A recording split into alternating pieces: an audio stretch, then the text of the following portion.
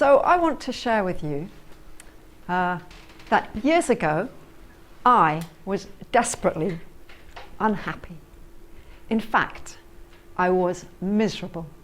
And I used to pride myself on my right to being unhappy.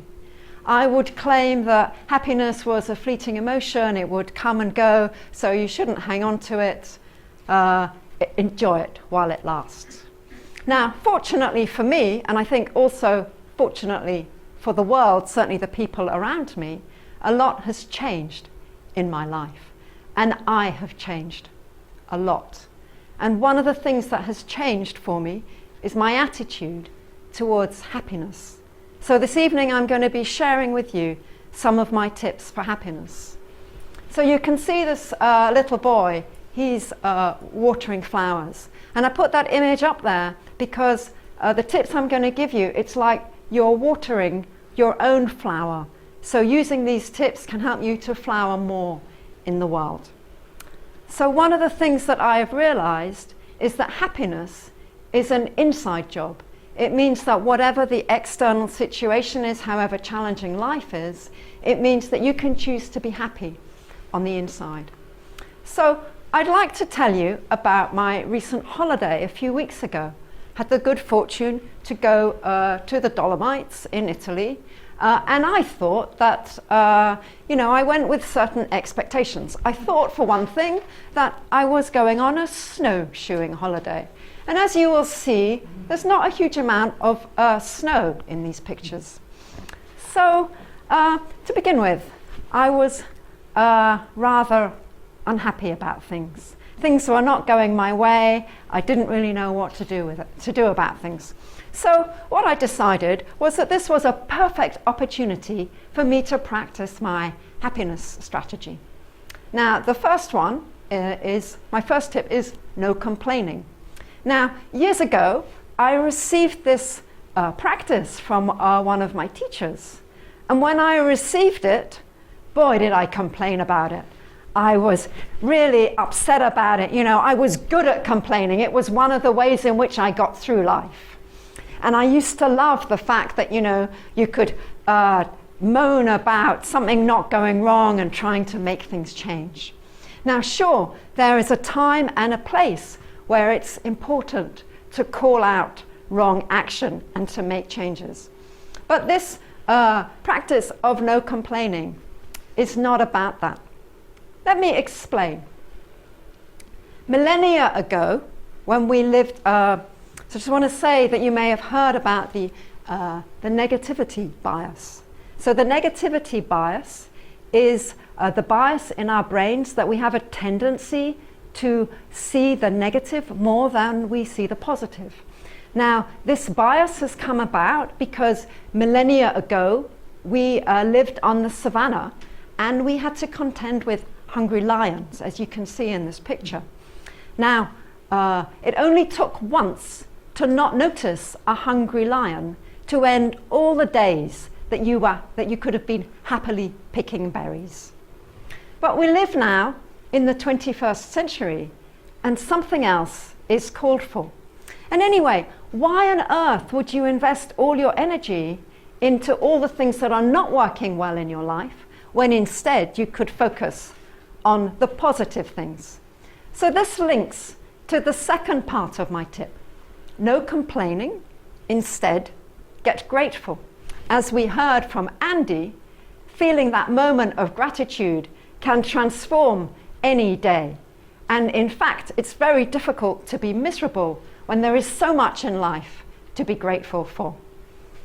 So in fact, from the research, they've researched into what affects the brain, and they found that if you are grateful for things, it's very good.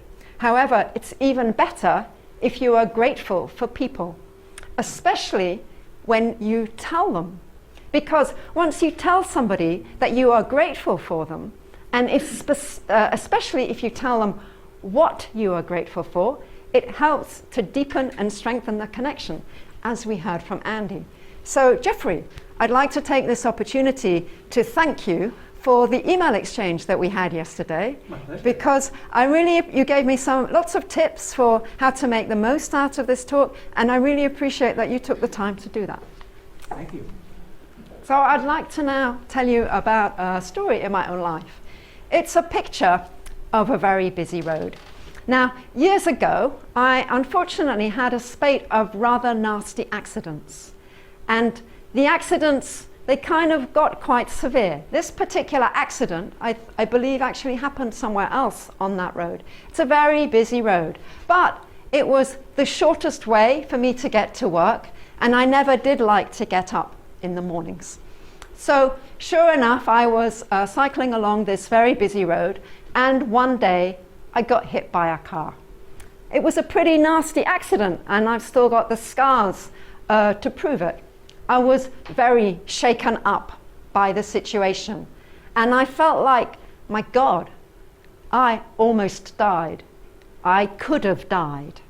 And I spiraled down, and reflecting on it now, I realized that it was kind of a shock reaction, because it's strange. You know, I had been very fortunate in this accident, but suddenly I was in this pool of depression. So this carried on for some time, but eventually I got to a point where I was going to bed at night, and I was lying there in my bed, and I was like, well, I might have died, I might be dead, but hey, I'm alive.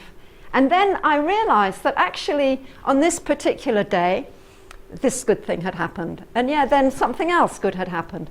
And then there was another good thing that had happened. So I had realized that by feeling grateful for all the positive things that were going on in my life, that actually life was pretty good. And I believe that this is one of the things that helped me the most to come out of this state of shock and depression. So I'd like to move now to my next tip. I call it savouring. Now, I think all of you will have had the experience of tasting one of those really delicious Belgian chocolates. And sometimes we remember that, yeah, this is an opportunity for me to really savour the moment and to let all the tastes mingle in your mouth as you really allow the chocolate to enjoy it for as long as possible. So the good news about savouring is that it works with more than just chocolate. So this is what you can do. Take a moment that feels positive and where you feel safe and calm. So there are many, many such moments in an average day for most of us. And usually they go whizzing by and we barely notice them. So this practice of savouring is to take an ordinary moment. I don't know if you saw that this afternoon there was the most amazing sunshine here in Brussels. So just taking that moment to notice something very ordinary, like sunshine in a place like Brussels, or just noticing that, you know, you're feeling quite warm and you're feeling safe. A very ordinary moment. So this is how savouring works. You have such a moment. First of all, you notice it. Then you pay attention to it. You let your mind be fully absorbed in the moment. But it's not only about the mind, it's also about the body. So you notice how your body feels in this very ordinary, everyday moment. And it's as if you are imprinting this moment on your body in a very visceral way. So the second part of savouring happens and is available to you when you're having a tough moment. Maybe you're having a difficult day, or maybe your boss has just asked you to do something, put a lot of work on your desk that you don't really want to do.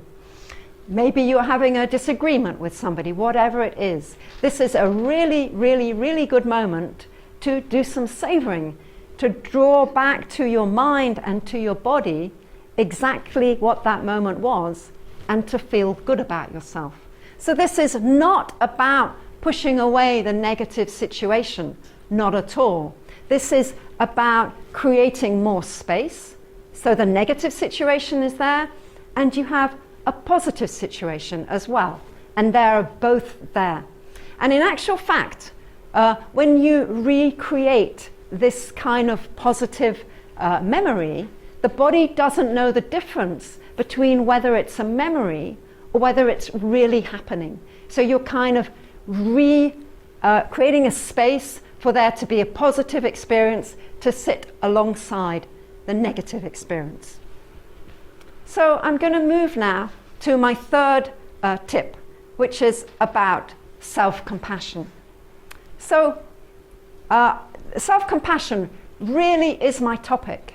And I'll tell you why, because years ago when I was that super miserable person that I was telling you about at the beginning, I was really, really, really hard on myself. So it meant that if there was a minor situation, I would be very unhappy and give myself a very hard time about it.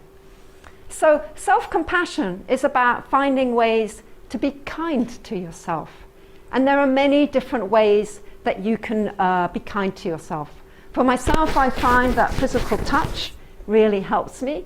Often I'm touching my chest or I touch my belly. I enjoy the contact between my hands and my body because I find it reassuring. Self-compassion is a lot more than just being kind to yourself. And in fact, in my work, I am helping people to find different ways. One of the things that I find really important is that you should find at least one thing that you do every single day that you really enjoy. Years ago, I used to play the saxophone, and I used to love it. I used to enjoy the sound. I used to enjoy the whole experience. Unfortunately, I wasn't very good at it. And eventually, the frustration of not making progress stopped my enjoyment. Nowadays, I sing. Now, I tend to sing in the morning. Often I'm singing in the shower. Doesn't really matter. The point is I'm doing something every day that I really enjoy. So one more thing I want to say about self-compassion. We were hearing from the other speakers about emotions and the importance of emotions. And yes, absolutely, self-compassion is about accepting the full range of emotions that we have. Now, self-compassion is also about finding the distance. Often, we struggle with emotions. Either they are like, we don't want to know them, we put them behind a door halfway down the corridor and we hope that they'll go away without us noticing too much. The second thing we tend to do is they kind of breathe down our neck. They're sitting on our shoulder and we might feel that they're breathing down our neck. We get a little bit overwhelmed. So instead of just feeling angry, we kind of become angry. So we become the angry person or the sad person, and they completely take over. So focusing is a method that I use because it really comes in handy in terms of getting the necessary distance between me and my emotions. I'd like to give you an example. One of my clients, she came to me because she was feeling very, very critical of herself, and she wanted to look at this in a different way. So we started our focusing session and she really got in contact with how she was feeling and getting into contact with this part that was really critical of herself. And after a minute she said, yeah, but there's another part that's critical of the fact that I'm self-critical. So then she started to get in contact with this part. And then she said, yeah, but there's another part that is critical of this part that is critical of the part that is critical. And it went on. And then she said, I can see an image. I can see all these critical parts. They're in a circle going around the room, and one is biting the tail of the other all the way around. Now, I saw this client last week, and it was like she was a completely different person. She was really calm. And yeah, she did feel that there was still definitely the critical voice was still there, but she was making fun of herself. She was joking about it. She had definitely made friends with her inner critic. Now that's what I call self-compassion. So I'd like us all now, I want to come back to, oh yeah, I wanted to tell you a little bit more about my holiday.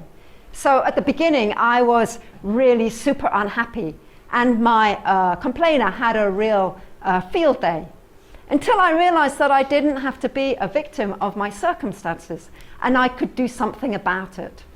So I couldn't go snowshoeing because there was no snow, but I could go cross-country skiing because there was artificial snow. Cross-country skiing turned out to be a real blast. I had loads of fun. I met some really, really cool people, and I thoroughly enjoyed myself. So I managed to transform my holiday. There was plenty to be grateful for. There was loads of sunshine and bright blue skies, as you saw the photographs I showed you earlier. And sure, there were a few challenging moments, but I got through those. I remembered to savor them and to find the emotional distance that I was just talking about. So before we end, let's just take a moment or two to do a little bit of savoring. So I'm really going to invite all of you to see if you can find a little moment that happened today, where you felt kind of ordinarily calm and happy. Maybe you can just bring it to your mind. You might like to close your eyes, but you might like to just take this particular moment. You're sitting here. So maybe just bring this moment to mind that you've found for yourself and see if you can really imprint it on your body. So to sum up, my 3 tips for stocking up on happiness. First of all, no complaining. Instead, be grateful. Then savor the positive moments. And self-compassion, which includes being kind to yourself, doing things that you enjoy, little things that you do every day, and to find the compassion for yourself. Thank you very much.